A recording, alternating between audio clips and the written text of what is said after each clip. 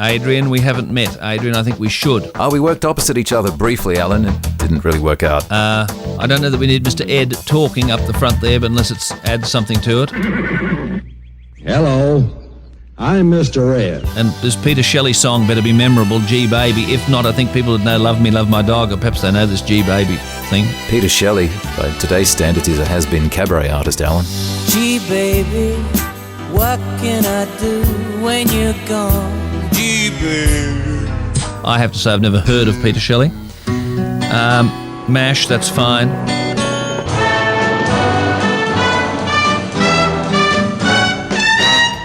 The Leech thing is fine. Now, the corporate thing. Now, on the Johnny O'Keefe thing, could we just make sure, because it's the 28th today, the 27th, the production of the 27th still had an imprecise ending. The bit where it says it happened today, February 28, I'm Alan Jones, that must be said with no music underneath it, so the clean cut from that music bed must be made. After I started to get the television bug, I ate, drank and slept 6 o'clock rock, 7 days a week, all the time. Well, everybody at 6 o'clock. So when we say 6 o'clock rock, lasted for 3 years, and we can actually play some Johnny O'Keefe underneath that, because the purpose of this is to finish with some music. And it's compare after the first 6 episodes was the voice of rock himself, Johnny O'Keefe. We bring that up, let him rock away for a while, stop it clean, and I then say it happened today, February 28, I'm Alan Jones. So you have to be an editor as well. You have to listen to it and be certain that it's right and that the sound is right. I'll be more mindful. Okay. Okay.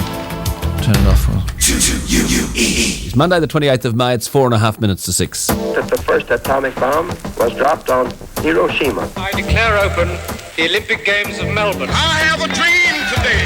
I shall resign the presidency effective at noon tomorrow. It happened today with Alan Jones. Today is the 28th of May. It was on this day in 1843 that Noah Webster, the founder of Webster's Dictionary, died in Connecticut in the United States. May the 28th, 1959, presented a new twist to the space race, with the United States sending 2 monkeys into orbit.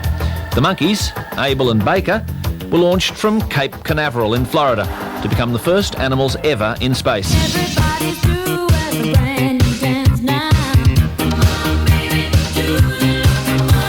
That's the unmistakable voice of Australia's most successful musical export, Kylie Minogue. Kylie Minogue was born on this day in 1968, and she's proven to be more than a performer. She's endured more criticism than just about any other Australian performer, despite selling a record-breaking number of albums and singles.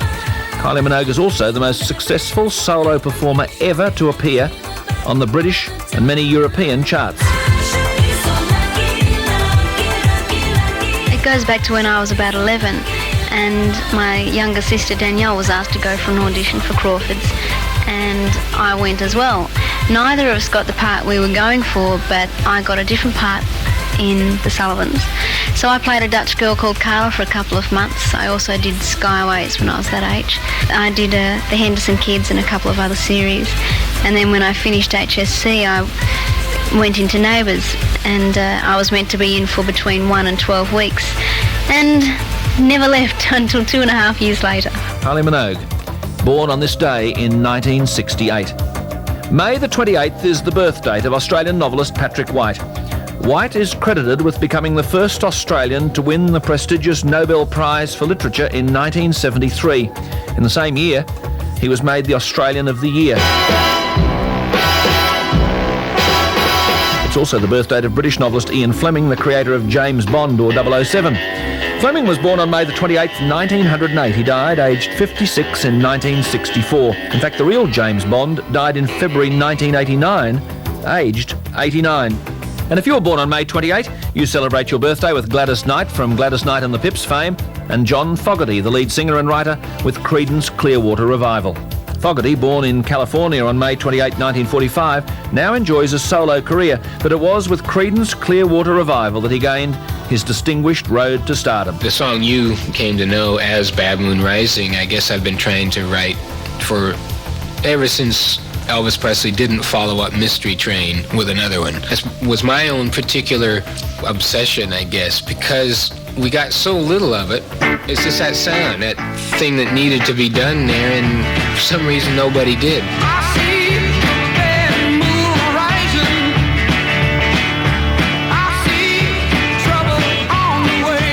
That's John Fogerty. Born on this day. It all happened today, May the 28th. I'm Alan Jones. Big one's getting bigger, bigger and bigger. Someone's gonna take it. Here's your chance to make it. Tonight, Lotto has jackpotted to at least $1.75 million. Get your Lotto entries in now for your chance to win the $1.75 million jackpot. You could win the big one. Yes, It Happened Today is written for me by Rob Sharp, and Adrian Zorec gives him a hand with the production. They do a great job, those two young fellows. We've got the news coming up next at 6 o'clock. Grey skies are gonna clear up. Hi, this is Brian Bury. Will you join me today when we help you choose the sex of your baby? Or would you like to do that? Anyway, you'll find out today on TUE at 12:30 with Brian Bury. Take off that gloomy mask of tragedy. It's not your style.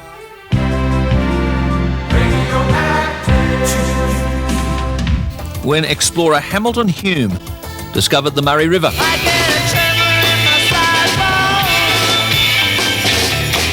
Shaking all over. And it's probably a day in which we should pay tribute to Normie Rowe, one of the most respected Australian performers in musical theatre and on stage. It was on this day in 1965 that Normie Rowe was awarded his first gold record, Que Sera Sera, one of the biggest hits of the year.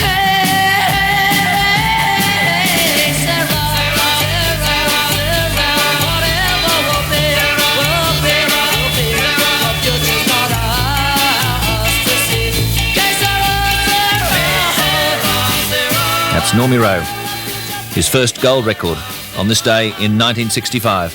It all happened today, November the 16th. I'm Alan Jones. Yeah, that's superbly produced by Adrian Zorec, that segment, and written by Robbie Sharp. They do a great job, don't they? News next at 6 o'clock.